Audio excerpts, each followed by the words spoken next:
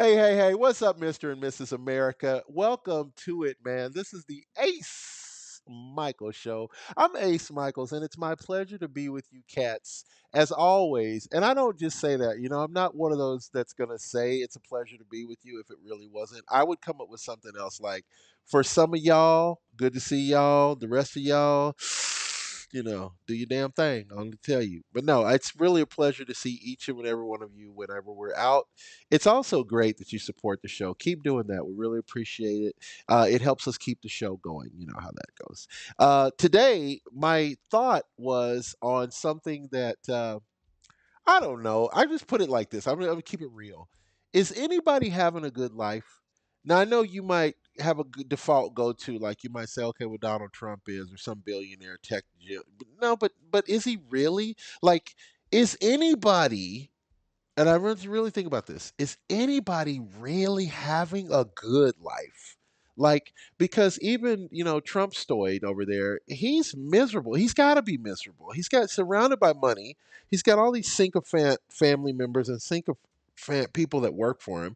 He doesn't have anybody who's like, yo, Donnie, let's just go hang out, bro. Never, right? So that can't be fun. That's got to be a miserable way to live, right? So you think about all the people who are doing all the lives that we encounter, and everybody has the same basic needs. We all want our family to be safe and healthy, and we all would like to be able to take care of our family and feed our families and ourselves, right? So these are the basic needs. But outside of the basic needs, we all also have these impending heavy fines and dues and bills, like your health insurance, your car insurance, your house insurance, your breast reduction surgery, your breast enhancement surgery, your this, your that. And everything is just like we're living in this I hate to call it the matrix, but that's the best word that comes to mind. Like it literally is a matrix of obligations. So I ask you, and I'd love to get your emails and your thoughts on this. Is anybody really having a great life? Really? And with that being said, I'm gonna bring to the show a first timer. With that introduction, I'm gonna bring to the show a first timer. She is a music artist. She's a comedian. She's probably an actress. When I met her, she was a dancer, darling. She was dancing divinely at a nightclub, at a night spot, and I was instantly compelled to connect with her. And welcome to the show for the first time. Carmynn Bradley is with us on the show today. Hi, Carmynn. How you doing, darling? Hi, I'm doing great. Thank you for having. Oh my God, you're cracking me up. I had to stay quiet during your little Dude, I'm intro. cracking up. I can't help but crack up. Oh Um, my. and speaking of cracking up, just getting right into the damn thing. So you're a comedian, which is hard to be. Yeah. You're a Yeah. really for real working stand up comic. Let's Yeah. let's start there. Let's start there. That's funny. I've been on a hiatus, but yeah, comedy is something that I discovered. Like I discovered it through acting school and through like rediscovering my personality. And I Hmm. like it. I literally found out I was a comedian, and so it's like a beautiful, unexpected addition to my life. Now, does that also mean you're like super depressed and like manic? Because you got to Yeah. kind of be like it doesn't really work one without the other, right? Yeah, I mean, being an artist, that's like part of the spiel. I loved your talk about like whether or not we're enjoying our life because I feel like that's what I've been grappling with is how do I find a way to make it so that I enjoy my life? Like not just reaching for the next thing, not being addicted to my suffering and attached to this like, well, I'm an artist, so I have to. Like how can I create that for myself, you know? Let me tell you something, my friend. All right, let me just have some real let's have real talk for a Real second talk. here, okay? Let me just break this down, okay? Being an artist sucks, dog. Being an artist, Yeah. it's okay. So I was talking to this young lady. We were thinking about dating. And after a few beers, I realized no, we're not going to be dating. But because she was a regular person, that's the point I'm trying to say. She was a regular person, Carmen. So she Yeah. didn't understand. Like, look, I wake up in the middle of the night because I have an idea. You understand? Like I don't. It's not like I'm doing this for fun. Like this is a Yeah. real socio physical thing that happens to Yeah. me. Like I Yeah. have to Yeah. write this song. I have to Yeah. finish this edit. And Yeah. so that means that other people will become secondary in my life. My kids. Mhm. I love my kids. But my kids, would I rather tune my guitar, or would I rather, yeah, probably, I don't know. It's a toss up, man. It's a real toss up. And so being an Yeah. artist is like you have this that you it's like you have this whole other person that's in your incubator inside of you that has to get Yeah. out. It Yeah. has to run around the Mhm. room. And then you Yeah. also, would you agree, you also have to bring them back in at the end of the night. Okay, there's enough art time. It's time to get back in the Yes. bottle, Genie, and I'll bring you Yeah. out another time. We got another gig next Yeah. Thursday. Yeah. Right? Yeah. No, I have a rule that I don't have a bedtime. As an artist, I've had to make sure that I don't start the day too early because I have to just let the night play out. There's no like definitive end time. It's usually between 1 and 4 in the morning. Right. But I just have to. I have to let it play out. And then I have to read a book and decompress. I don't even have a TV because I'm just living, eating, and breathing this lifestyle. Because like you said, Yeah. it's who you are. It's that's just how it is. And many people don't understand that. Mm. Like they look at your Yeah, life and they go, well, you get on stage, so you're living your dream. yeah, I, are you since you're a comedian, you may know Josh Johnson, or you may know of Josh yeah. Johnson. He's Okay, my favorite. he's my favorite. Listen, Yes, I love I him. listen to Josh Johnson every night. I love Josh Johnson. Cool. So Yay. one of his bits, he says, I was going through a rough time, and I love my career. He goes, but I wasn't seeing any real success. Like, and I don't mean I wasn't booking shows. This is in his voice. It doesn't mean I Yeah. wasn't booking shows. He goes, but you get to a point where money equates to success. And so Mm-hmm. when you're doing shows and you are gigging, but Mm-hmm. how many ham sandwiches can you actually eat? Like how much ramen? Like Yeah. you serious? This is the measure of my success, is how much ramen I'm Yeah. eating, right? And so that really hit me in my heart. I Yeah. was like, you know what? Yeah, this does kind of suck to be like you've written some Mm-hmm. songs or you've done some this, but that doesn't really equate to anything because you don't have hit records, and so you don't. Yeah. You're not going on tour. You're not opening for Bruno Mars. You're not even Mm-hmm. closing for Bruno Mars. You're nowhere near that status, but you're still Right. working, right? Yeah. What are your Yeah. thoughts on that? Well, I remember that you and I kind of talked about this like literally a year ago, where it was I just, know. It was, when you're going at it and there's you don't have a lot of people around you until you start to like become some type of a wave, and then everybody wants to ride that wave. And so I think it's like a lot of it is just an internal sort of thing where if you reach a point of burnout, you let yourself gather up and take a few deep breaths, and then you're going to get back out there anyway.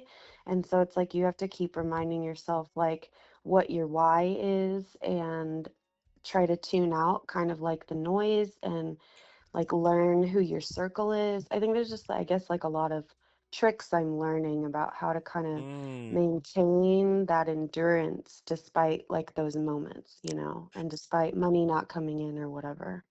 And see, now on that note, I'm about to interview your ass. That's a perfect. That's exactly.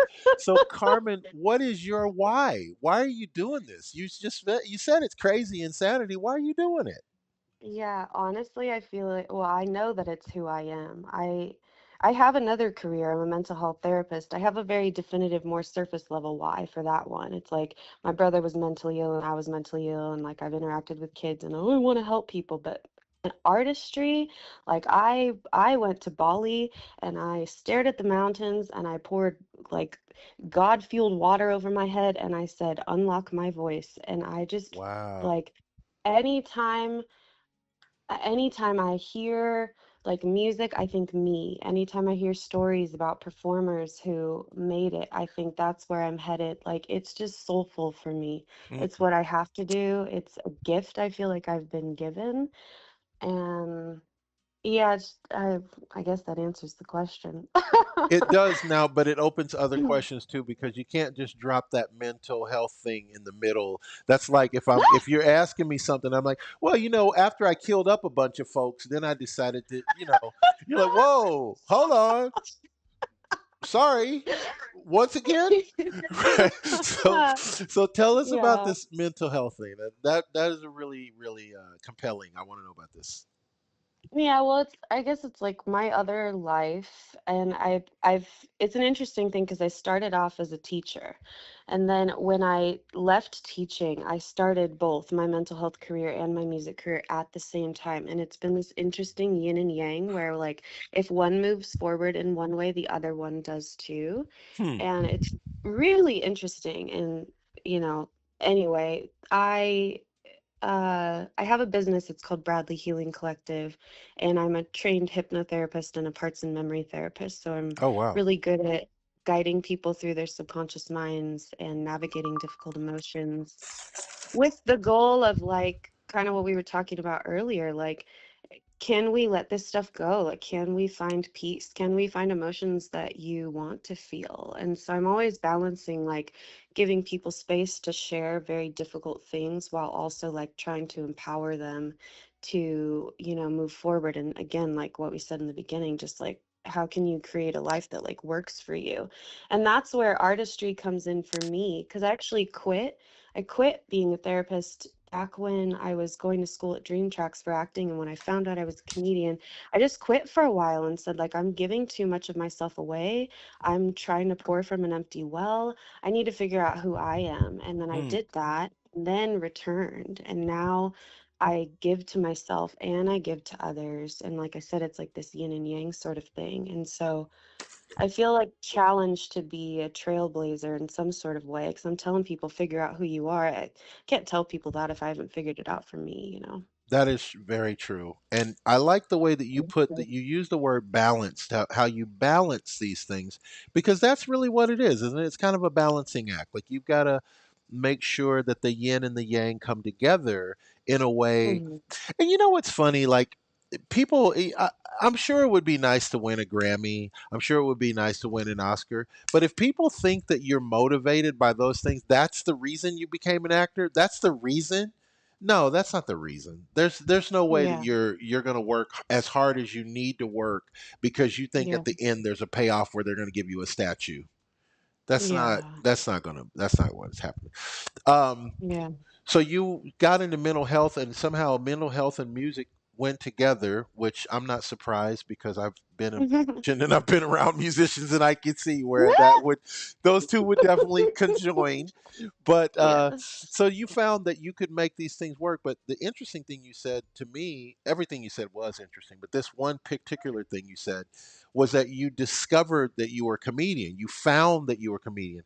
So how did you Hmm. find that? Did you accidentally were on stage and you started telling some jokes and people were laughing? You're like, hey, they actually think these are funny jokes. Like, how did you discover that?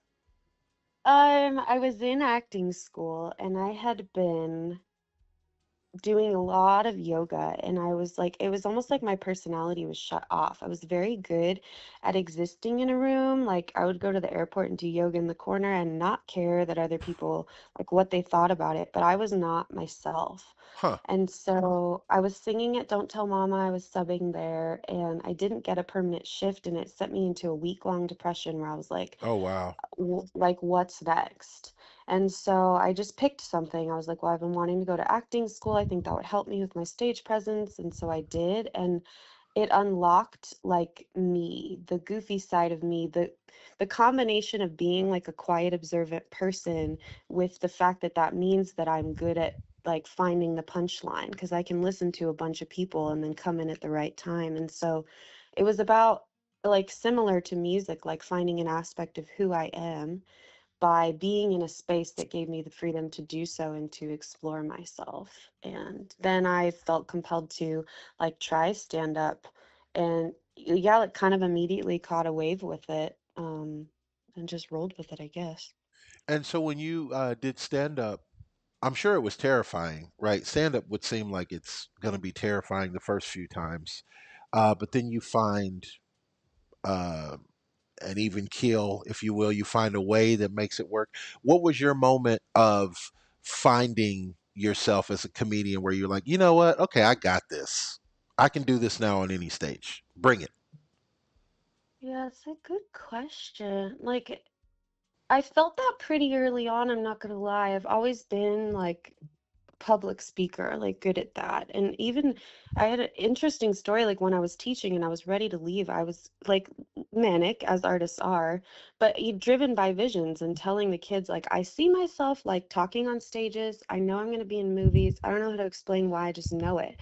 And Huh. like 1 year later, like I had a movie on Amazon Prime. It's just like, I don't know, when you trust, when you trust where you're supposed to go, you get where you're going to go. But Huh.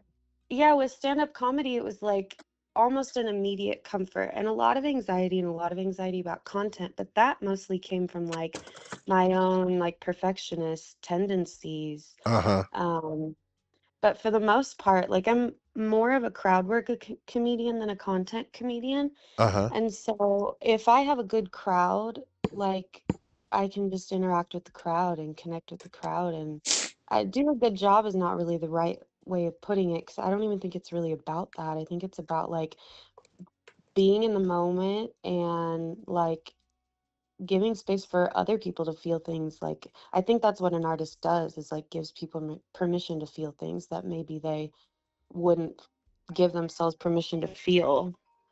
Yeah, I agree with that. I think that there's a spot of being an artist where you're kind of um you're the measuring stick, for lack of a better word. There's a better word, but I can't think of it, right? But you're like, for the audience, they want to go to a certain depth. They want to laugh about politics, but they're afraid to laugh about it. They're afraid to say the thing that we're all really thinking. So when you get on Yeah. stage and you do it, then it gave them permission to be like, okay, all right, yeah, it is kind of fun. He is kind of fat, right? You're right about that, right? And so Yeah. then they, then they can let Mhm, loose and let it go.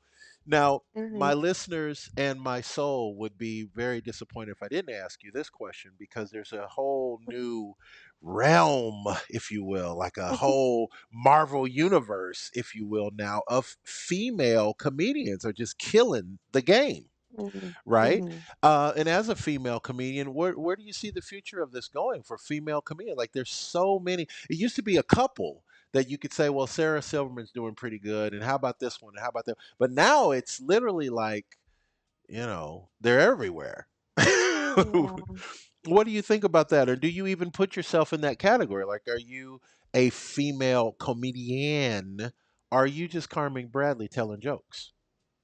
I think you're right about the second thing. Like, I think I just identify as myself. I sometimes think about that, like I was in an all-female Beatles tribute, and Oh, nice. then when that was over, it was like I almost felt this pressure to like continue to like do that, like create an all-female sort of thing. But my band Mm, now is me and two dudes who I love and who are like just musical geniuses and who support me in my growth as an artist. And so I think it's important, like the conversation about women and in music. I sometimes observe that it seems like it's still like male dominated, but for the most part, like I try not to feed into the women hating men kind of thing, because it mhm. it it it closes me off to connections and to people who are, allies to women or other groups. And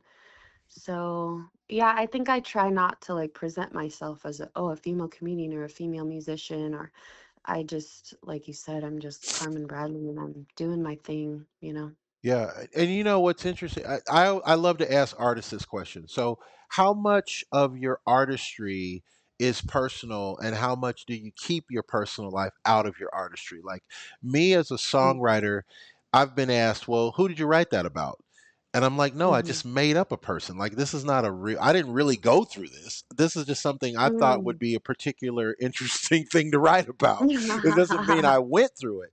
But then Yeah. other writers write differently. They do write from their personal Yeah. experiences. I like to Yeah. kind of have a filter. Like, there's certain things about my life I don't want the public to know. like me Hmm. personally. Yeah. Are so where's your meter in that? Where do you define how much of the real Carmynn Bradley is involved in this art? This is a great question because I've been grappling with it like as a therapist. At some point, when my art gets to a certain space, like, will I even be able to participate in this professional career? Hmm. Where are my boundaries? But when you Google me, you find both. And so if somebody's my client and they Google me, they're going to find music. And if somebody finds me in music, if they Google me, they're going to find the other thing. And so I have almost like I'm forced to be open in a way. And maybe that's just like, maybe I had to believe that in order to be that way, but I do, like, I'll share stories about my brother who died 10 years ago and songs I've written about that. And but with the new band that I have, because I'm in a group, I feel like it helps me to kind of let go of that. Like, it doesn't have to be about me and my struggles. It can just be about me creating with other creatives, and I like that. I like that it takes me out of my ego Hmm. and that it's not all about me. It's this group that we created together. And I love that. Like, I like that it's a trio because my drummer can have some spotlight because I love drummers. I fucking I love rhythm. Like, I need it. I love it. I love him. He's so talented and I want him to be in the forefront. Like, it's not like, oh, it's Carmynn Bradley's band and she's a great singer. It's me and Johnny and Daryl creating something beautiful with all of our minds. And so I'm getting away from your question a little bit, but I think it's because, like, I'm always like grappling with that and, like, wondering about how much of me goes into this. And but in general, I'm kind of like an authenticity girl. Like, I kind of wear who I am on my shoulder. i Hmm. i think that journey I talked about with, like, going to acting school and finding myself again, I think that because I went through the struggle of losing myself, I tend to maybe be a little attached to, like, well, I'm gonna hold on to it or something. Hmm. And I want to say I really respect the way you put the show together, because you got a show tonight in Las Vegas, Yeah. and I watch people's work because I learn a lot. I book artists, but I'm learning a lot as I book these artists. I kind of see how they put their things together, and then that helps me kind of go, oh, okay, well, this is what I kind of don't want to do, and this is what I do. But I like the musicians that you surrounded yourself with are Mhm. all top notch. The Yeah. performers, the opening act, and I presume that you put all this show together. How much of this show is Carmen's vision? Well, I guess I'm the orchestrator of the whole thing. It's funny because it's one of those moments where I'm kind of a little perhaps disassociated from the reality because it feels like a group effort and it totally is, but I orchestrated it. Right. And, like, my friend who's been with me through a lot of this, we met on a movie set and then he's done a lot of my photos and helped me with my website. And he's also just a fucking genius, like a mastermind. Wow. But he's introducing my Grass Touchers original band portion of the night, and in the draft he sent me, it's like, thanks, Carmen Bradley, for bringing this all together, and I was like, I did that. Right, right.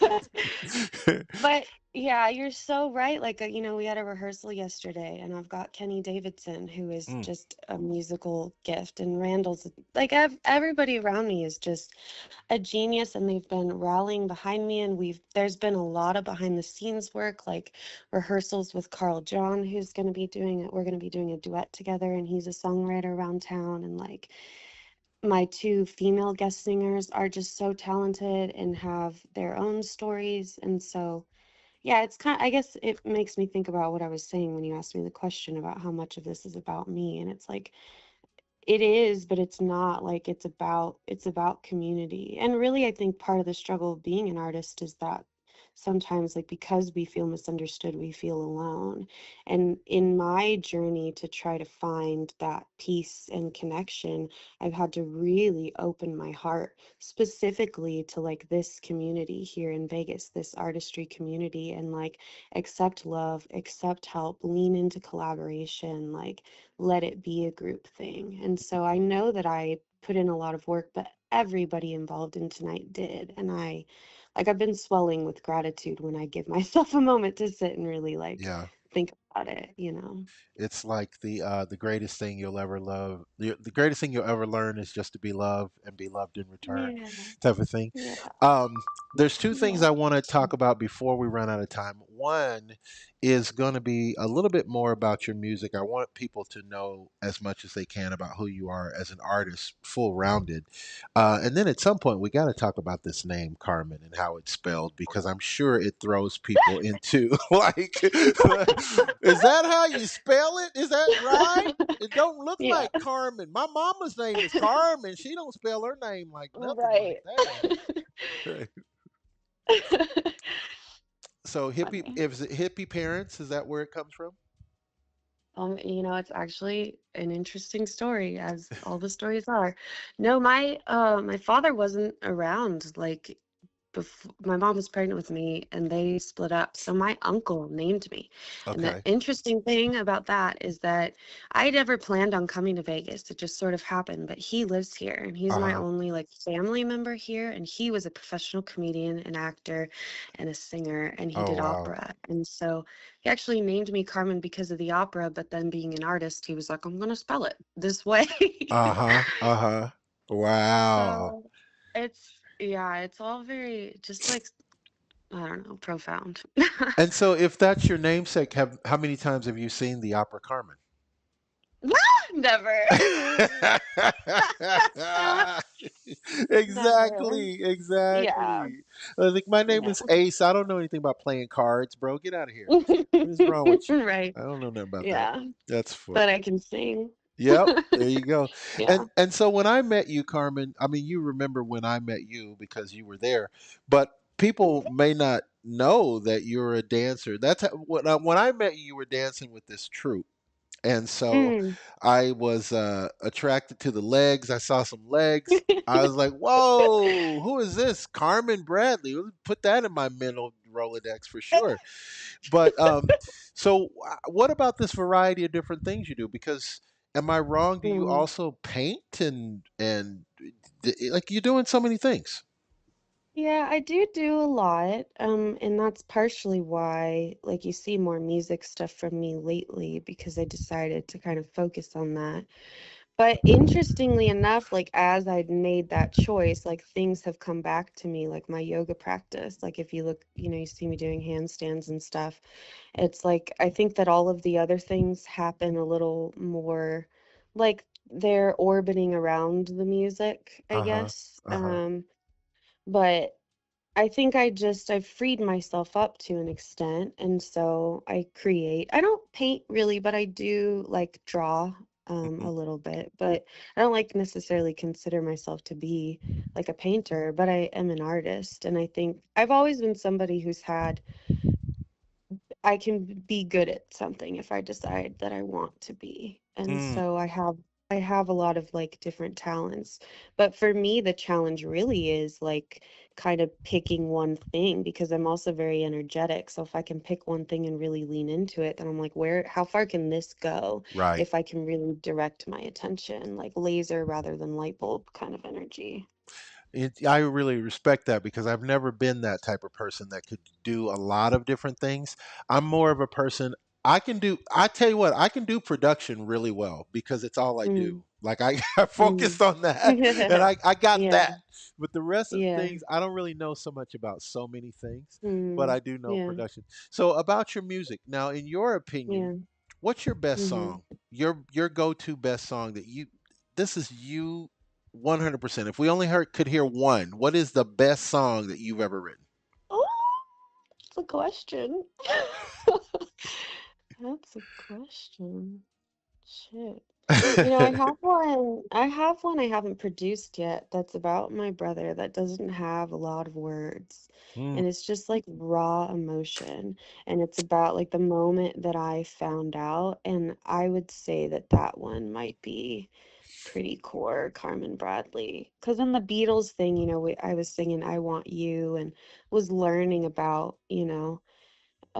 what went into that song. And that was a song that was about just one emotion and really leaning into it. mm-hmm. And, um, and I've been playing around with like my voice and how low it goes and how high it goes. And so that song that I wrote, that's called I Remember You Cold, there's like this image of, perhaps people don't want to hear this, but anyway, seeing my brother like in the morgue and like Mm, seeing him lifeless, and that song is just about that emotion. And it's, I have to be really open and receptive even to be able to like sing it fully also. sure. So yeah. Completely understand. Do you have a go-to instrument? Like I love piano, but I don't play piano. So, but Mm-hmm. if I could, I would love to Mm-hmm. compose as much as I could on the piano. Do you have a go-to Mm-hmm. instrument that you love to write on guitar? Yeah, the guitar is my go-to. I am dabbling around with the piano, and ironically, it feels almost like it will click more pretty, but the guitar clicked pretty quickly too. That was an interesting other moment that happened for me because I've been singing my whole life. Uh-huh. But back when I did a competition 3 years ago, it was only 3 years ago, which is crazy, but I was going to New York to do an acting, singing, modeling competition. Uh-huh. And I was like, you know what? Let me accompany myself. Let me find a guitar coach and sing these songs to the guitar. And Oh, now nice. I could not put it down after that. And I discovered the songwriting aspect of myself when I found my guitar. It was like everything just clicked. And so, yeah, I usually 99% of the time, if I'm writing a song, it actually starts with the guitar and then the melody follows. Interesting. And do you practice every day on the guitar? Do you practice 3 times a week? What's your regimen? I practice every day, except every once in a while I'll take like Saturday off. I have to give myself permission to like not do anything, but I find myself going to it anyway, Hmm. even on like a rest day. But I practice every day because it keeps me from getting rusty. And so how do you practice? Do you just play your songs or do you do scales and like learn new chord fingerings and everything? Like what is your practice regimen if you're because you are a professional musician. You're getting Yeah. paid to play Yes. music. So you're not Yeah. learning anymore, right? Well, I still am. Um, the thing that launched me, I would say, from because I was a professional singer for 5, 6 years now, but again, the guitar only happened 3 years ago. And so, in a way, when I was like learning the guitar, it had me holding myself back from even like going out to get paid to sing because I wasn't yet there with the guitar. And not that I needed it, but anyway, when the Beatles gig came around, it forced me to, in a 4 month period, learn Wow. all these new chords that I didn't know. Wow. And like it was crazy. I locked in so hard. I was hardly out. I was just working and then locking in on those chords and those songs so that I could get up there and do that thing. And so it's helped unlock other levels for me too. So it's hard to answer the the question about the practice regimen because it's kind of evolving depending on what I'm writing and what I'm preparing. I, But I was doing just a simple scale every day to practice like riffs and then, bar chord stuff, 7 chords, just I don't know. I think that's interesting what you're saying because I had a kind of profound thought the other day about Prince. Not in that way, and not Prince Andrew either. But like Prince was saying, he learned to play 27 instruments, right? And Yeah. we always hear that and we go, well, that sounds kind of impossible. Like, how do you learn to play all those instruments? But if you think about it, and when Prince was a young artist in the 70s, we didn't have the internet. We didn't even people didn't have cell phones, so Mhm. you could literally lock yourself in a studio and for Mhm. 12 hours you could play drums, and by the end of that 12 hours you probably will know a little bit more than you knew last week, right? And if you Yeah. kept doing that, eventually you get the Yeah. drums down and you get the bass down, you get the guitar down, you get the piano Yeah. down. Mhm. I mean, yeah, you could get to the Mhm. point where you're very well versed at music if you can be focused. And that's part of the Yeah. problem is that we are all so unfocused. So my last Yeah. question for this interview is what did you think of the opening question that we have? Is anybody living a truly happy life? Because I think this interview encapsulate it will come to a pleasant close with your thoughts on that question. What is anybody happy? Um, gosh, can I give you like kind of a non-answer? Like, Sure, my I'll take a non. Sure. because my thought on that, I think about this a lot because of the other work that I do, is that like being happy all the time is not a box that I want to put myself in.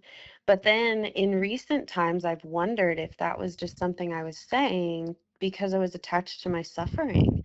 And like maybe I could be happy all the time, or at least like fulfilled and peaceful, and maybe other like emotions that are maybe like deeper than happiness. Like, I don't know that anybody is happy all the time, but maybe there are people who are joyful, and maybe like my hypothesis on that would be that if you could find who you really are and live in that way and be connected and have community, I think that you could. But I think there's a lot that we maybe are challenged to like tune out. Because, you brought up like people probably think that like Trump is happy or that rich people are happy. And it's like Mhm. maybe also if we just tune out the wondering about other people we don't even know and how they experience life and like tune inward a little bit, I think that we could find that for ourselves. Whether or not people have, or whether or not I will, that's the question. And you know what? On that note, I can't close the show stronger than that. So, Carmen Bradley, how do we stalk you on the internet if we want to pleasantly become your fans and followers? What do we do now? Yes. Well, I welcome it. And as long as you spell my name right, you can Right. Google me and find everything. Carmynn. And on Instagram, it's Carmyn_Bradley. And on TikTok, it's Carmyn.Bradley.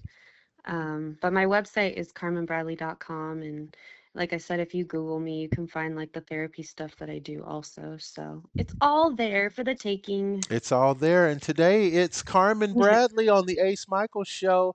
And that Yay. is her real name. She's not trying to be fancy, she's not playing too Nope. much. That's her I name. ain't. And that's just the story. She's sticking to it. Thank you guys for listening today. Thank you, Carmen, for being on the show. You guys know what I say at the end of every show. By now, you got it ingrained. I still mean it. Live the life you love and love the life you live. Thank you. Thank